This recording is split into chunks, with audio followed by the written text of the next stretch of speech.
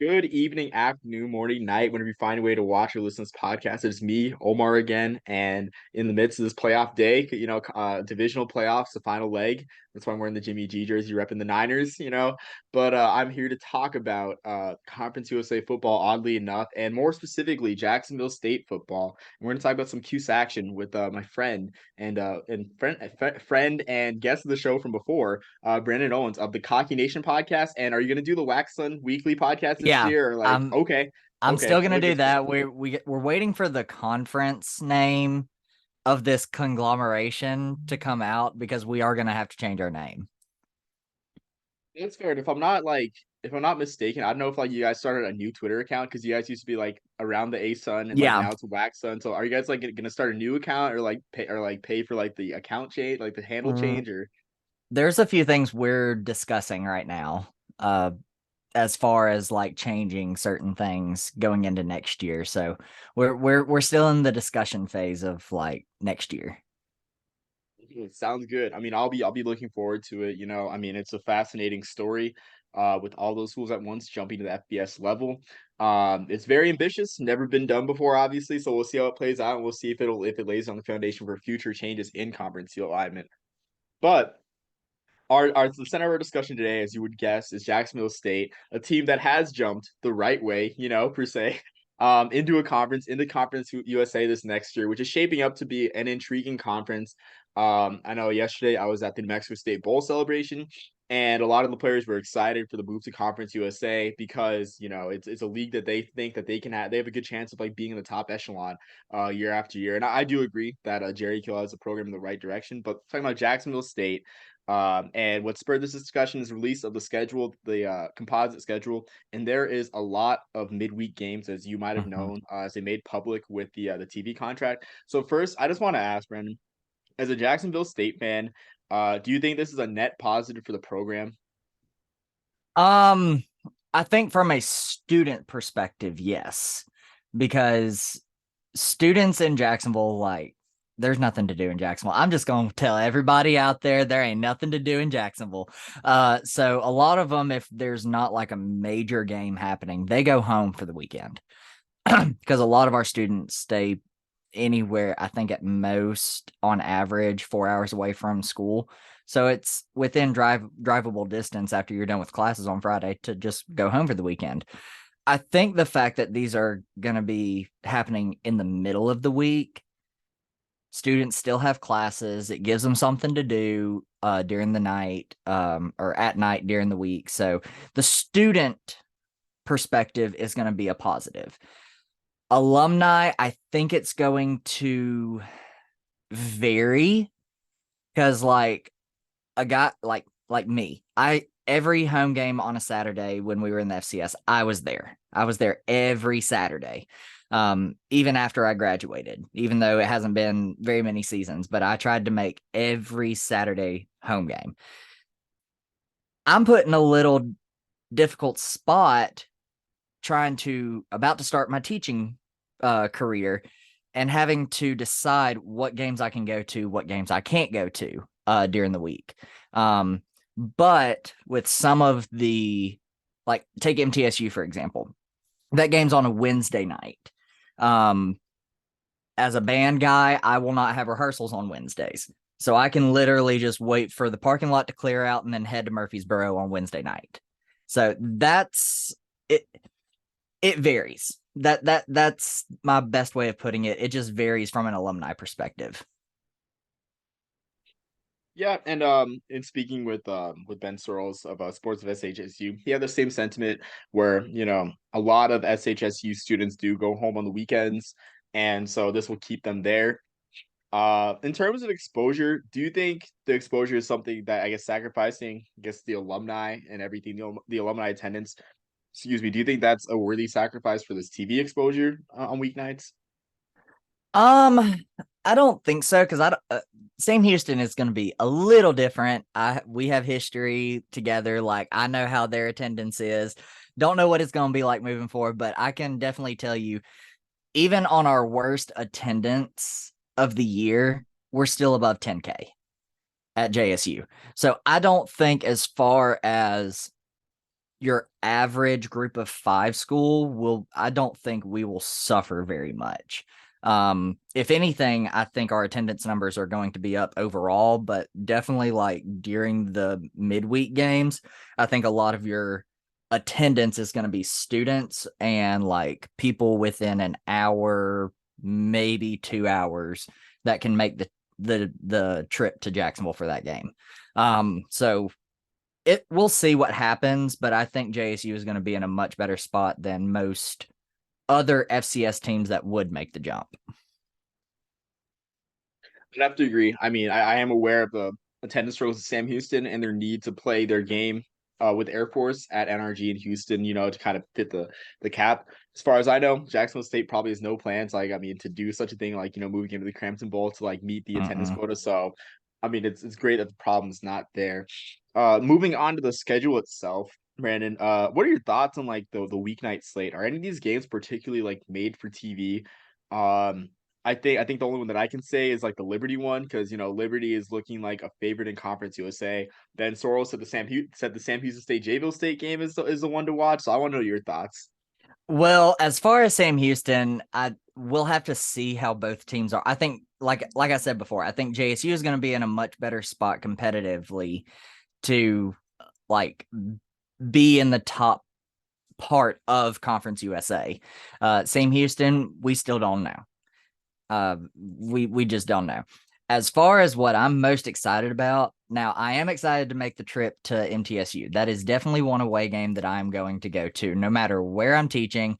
If I'm within driving distance, I'm going to go to that game. So I'm excited about that. Depending on how both teams play, that could be TV worthy. MTSU beating Miami this past year and having a pretty successful season. JSU have gaining momentum from their last season in the FCS, going into FBS. Like that could be a very good game in our first year of Conference USA. Liberty, we have history with them even before they joined the ASUN, and then we joined after them. Like there's history there. That's going to be a it's going to be a barn burner. It's going to be a very good game, and I think it's going to be a TV worthy game. The only other one that I think would be TV worthy is Western Kentucky, and that's just because of how dominant Western Kentucky has been in Conference USA. And depending on how we play, depending on who you ask, uh, people say JSU is going to be able to be dominant right off the bat. Other people are going to say, oh, JSU won't like struggle, but they won't have the kind of season like James Madison had this year. So it just depends on the competitiveness of JSU, but I think the fact that, judging from Twitter, JSU and Western Kentucky fans are already starting to not like each other, that's going to play a huge role into how competitive and TV worthy that game is. Yeah, I mean, I would agree. I mean, honestly, Austin Reed is becoming a household name for the Hilltoppers. So I think that one also I missed that when I asked you, but I think that one might be the most TV worthy. Middle Tennessee is a mixed bag because I mean they had some bad losses throughout last Mm-hmm. year. They're probably like one of the more inconsistent teams of the season. Something I wanted to bring up as well is UTEP New Mexico State. That's happening in October. I plan to be there for the 100th meeting of the Battle of Mm-hmm. I-10. Uh, do you think that there's a rivalry that can sort of develop into like a made-for-TV weeknight rivalry? Like, do you think it's any of the members or if it's Kennesaw State coming in? For JSU specifically, or just Conference USA as a whole? Well, yeah, I guess we can go Conference USA as a whole, but like mostly JSU specifically first, and then I guess if you want to take it to the whole conference, we can. Yeah, I think with JSU, there's three teams specifically that we can develop a really good rivalry with. First one is Sam Houston, just because of how competitive both of us were against each other in the FCS. Like we have history in the FCS playoffs. We used to be a part of the same conference when JSU first moved up to Division One. We were both in the Southland. The next one I think is going to turn into a big natural rivalry. I've had JSU alumni tell me the same thing when we jumped up and we played MTSU a few times. It was a natural rivalry building to that. So I think that could become a big rivalry, and in my opinion, I think that would probably be more TV worthy than JSU and Sam Houston. Um, but I think the one that will be top notch, TV worthy. It's already been on TV before. It went till almost like 10 o'clock, 11 midnight when it was played at uh, SunTrust Park, is Kennesaw State. And you can see that from the first meeting that we had in the 2017 FCS playoffs through all the times that we've played after that. That is just it's just old time football, smash mouth football. And I love it. I think that's going to turn into like one of the rivalries in Conference USA. As far as Conference USA as a whole, I mean, you got MTSU, Western Kentucky. I have no idea who FIU is going to have like a natural rivalry with. I think the only other one that I can think of off the top of my head is UTEP, New Mexico State, because I know that's a big rivalry between the two schools. I mean, they're super close to each other. I think those two are going to be outside of the JSU Kennesaw State game and maybe JSU MTSU. I think those two rivalry games are going to be like the rivalry or rivalries in Conference USA. Yeah, you see, I wasn't expecting you to, hype up Kennesaw State JSU so strongly because for me, my perception of Kennesaw State is like I feel like their fan base isn't as big considering like they're a newer program. And they're in Atlanta. There's just a lot to Mm-hmm. compete with in Atlanta. So that was my perception. I mean, the geography is there, the conference history is there, and of course that game at SunTrust, that contributes to that history. So like that's kind of something like I was pointing to, UTEP, New Mexico State being like the prime rivalry in the conference, Mm-hmm. with maybe La Tech, New Mexico State slash UTEP, just given the conference history. Maybe a Western Kentucky, Middle Tennessee as well. But do you think I guess am I giving an accurate assessment of like Kennesaw State as a program as they head into the Conference USA, just like kind of a smaller fan base with competing with a lot in Atlanta, or is there more to it? I think the fact that it's in Atlanta, I mean, they have been very vocal as far like ever since they started their football program that they enjoy the FCS, but they have not been like they've always been super vocal about wanting to go FBS. The problem with that is people see the attendance at Kennesaw State for a majority of their games and they're like, why is Kennesaw moving up? And then they see the stadium size and they say, why is Kennesaw moving up? Well, you have to look at the behind the scenes stuff. Kennesaw's athletic budget is like higher than most schools in the FCS. Their football budget was, I'm trying to think of the numbers. For some reason, 8 million pops in my head. Don't quote me on that. But their athletic budget, which contributes to their football, is like one of the biggest in the ASUN and in the FCS. So, and when you have 40,000 plus students, I mean, why wouldn't your athletic budget match those numbers? Again, they're in Atlanta. I mean, you have Georgia State, Georgia Tech down there. You're having to compete with Georgia. Like, it's going to be tough, but I think they're going to be just fine. Now I will say, as far as attendance goes, the only games that I have seen Kennesaw State show up for is Jacksonville State. Why? I have no idea. It may be because there's a lot of history amongst the students, because we pull a lot of kids from Georgia over to Jacksonville State. Kennesaw State has recently dug into the Birmingham market and even Huntsville market and pulled a lot of kids from Alabama to Kennesaw State. So, I mean, there's just history between the students, the schools being in close proximity to each other. I mean, that's the only game that Kennesaw State shows up for when it comes to football. Yeah, I mean, I guess now I'm not afraid to admit that like I had a lot of the story wrong, honestly. I mean, I was aware of this stadium, so I'm not sure what the renovation plan is, whether that'll be ready by 2024. I'm no architect, seems like an easy renovation to do, you know, with what that stadium is. So maybe it'll be ready. But yeah, no, I mean, I'm glad to hear that, honestly. I would have liked, you know, being a UTEP and New Mexico State guy, a more Western candidate, maybe a Tarleton State. Hmm. But I feel like they're on their way up anyway, you know, whether it Yeah. be with the Ace on whack and then or just joining Conference USA outright in general. So yeah.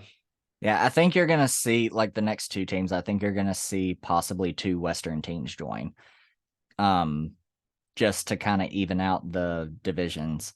Because I think there's more on the east side than there is the west side right now. So,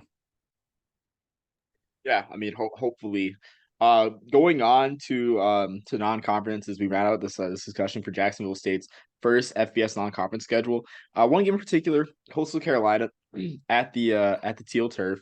Thoughts on that game, and do you think I guess a strong Gamecock fan showing can help sort of get a lobby the Jacksonville State Gamecocks into the Myrtle Beach Bowl in a future year? So just thoughts on that. well, I think I personally will not be going to this game. But I think there's going to be a lot of JSU people make the trip to see the Gamecocks play the great value Gamecocks. So I think that game is gonna be really good. The only time we've played them, we only beat them by one. And that was that was their first year of transition, but they were coming off of a year where they made it to the FCS quarterfinals and almost made it to the semifinals. Uh, barely, they almost knocked off North Dakota State that year. So I mean, the fact that we beat them by one, I was very, very happy and at the same time very sad because that could have been a natural out of conference rivalry for JSU. But I'm glad that we're getting the opportunity to play them. I think JSU is going to travel very well to that game. Coastal has had a really good start to their FBS tenure. So we'll see what happens. I'm excited to see how this game turns out. I'm hoping JSU wins, but it's a little too early to call. Yeah, I mean, you and me both. As Army plays Coastal Carolina at home, so I mean, I was hoping Grace McCall would transfer because I felt like that was the X factor after watching, you know, the few games that Grace McCall was sidelined from. Just looked like a completely different team, you know. And I kind of Mhm. wonder how the team would look if Fred Payton would have stayed. You know, Fred Payton just balling out for Mercer this year. But that's a different story for another time. But yeah, I mean, I do think that a strong showing at that Coastal Carolina game can solidify Jacksonville State, you know, a spot in the Myrtle Beach Bowl when eligible. You know, even though it's custom that your first bowl in Conference USA is the, you know, Bahamas Bowl. I mean, Mm, if you're a team on the west side of the conference, or on, excuse me, on the east side of the conference, you're probably going to go to the Bahamas Bowl. Which is something I realized too, as I'm just thinking already, just like loving, you know, my love for bowls is like how slim the options are this year for Conference USA when it comes to their bowl games. Like you can almost slate out like who's going where just based on last yeah. year's destinations because it's like literally only 7 teams will be eligible for a bowl. And I know it's something, you know, a lot of people are hating. You know, I hate it too, the transitional rules. But yeah, it just kicks Sam Hmm. Houston and Jacksonville State away from bowl contention. So you only have 7 teams and you know, very few bowl slots. So like we'll see what happens with this bowl situation. Yeah, I was looking at the tie-ins, and there's more bowls that have tie-ins with Conference USA, but it's like as a backup option almost. And one of those is, or two of those are bowls. Actually, I think it's all three. I think three of them are the three bowls in Alabama: the Birmingham Bowl, the Camellia Bowl, and the Lending Tree Bowl. Yeah. So if JSU gets selected to go to either three of those, you bet your bottom dollar JSU fans are going to be traveling very well to that game. And honestly, I think a lot of us would prefer either a bowl that's close to home. I did a poll on Cocky Nation, I believe, last month asking about that. And I said, which bowl would you rather go to? And oddly enough, the Frisco Bowl won. So I don't know if that had to do with our history of in the FCS and going to the national championship game there, but I mean, I would not complain if we got selected for the Frisco Bowl either. that's a fun trip. So I would be okay with a close bowl, but I do not want to go to the Hawaii Bowl or the Bahamas Bowl like right off the bat. Just I want to take baby steps. I want to take baby steps. Yeah, no, I agree with you on that. And like this year too, just like, being down here in El Paso and like, going up to Albuquerque for Christmas with the family. I was talking to the bowl organizer they had at the bowl celebration. I was like, it's New Mexico State's second bowl in 6 years, and they're going to Detroit the day after Christmas. I was like, oh, it's on my bucket list to go to an Aggie bowl game, but it's like, it's the day after Christmas. It's hard. So I mean, that's one thing too. That Conference USA gets strapped in most years with the two hardest bowls to travel, to Hawaii and the Bahamas Bowl. And a year like this, like the options are pretty slim. I have Liberty going to the Bahamas Bowl because they've never been and they're a new member of the conference because Mm-hmm. can't send Middle Send them. They have Tennessee. the money. Yeah, they have the money. Though honestly, I feel like it'll be the first ever Bahamas Bowl sellout if you invite Liberty because they have the money and the fan base. And I'm not sure the people at ESPN who run the Bahamas Bowl care that much about the money like in that like in person, but Mm-hmm. it's just an added boost to bring Liberty, and whoever on the MAC side. Yeah. I mean I would rather just go to a bowl game I'm able to travel to. Let's put it that Yeah. way. Yeah. I don't want to spend thousands of dollars to go to Bahamas or go to Honolulu. Even though those would be beautiful trips, I would rather spend less and be close to home. Yeah, no, I agree with you. I agree with you honestly. I mean, the Hawaii Bowl will be reserved for a very, special time, I guess, maybe retirement, but and the Bahamas Bowl as well. But we'll see with Jacksonville State. I think that caps off everything I have to talk about. Do you have anything else to add, Brandon? Um, Not really. I'm just excited to get the FBS started for us. This has been on our radar since my parents were in college at Jacksonville Wow. State. So that's going on 20, 30, almost 40 years. But they were D2 when my parents were in school. But that's always been the end goal, to just get into Division 1 AA and then eventually move on to 1A, which is now FBS. So now that we're doing it, I think the fan base has calmed down a little bit because a lot of us were pissed off when that announcement first was made. But I think now that we're all calmed down, we're more content with it and we're excited to see where it goes. Yeah, absolutely. And I mean, I'm excited to see. I always love when the FBS membership grows, if it's by a little or by a lot with the ASUN and WAC. So yeah, I mean, I'm excited as well. And we'll see what the season holds. Week 0, UTEP at home, just Mm-hmm. a big kickoff. I mean, a big kickoff for the program. Mm-hmm. But that's all I have. I'll put Brandon's links for Cocky Nation and the Wax and Weekly podcast in the description for these videos. And until next time, everyone, peace, love, and soul.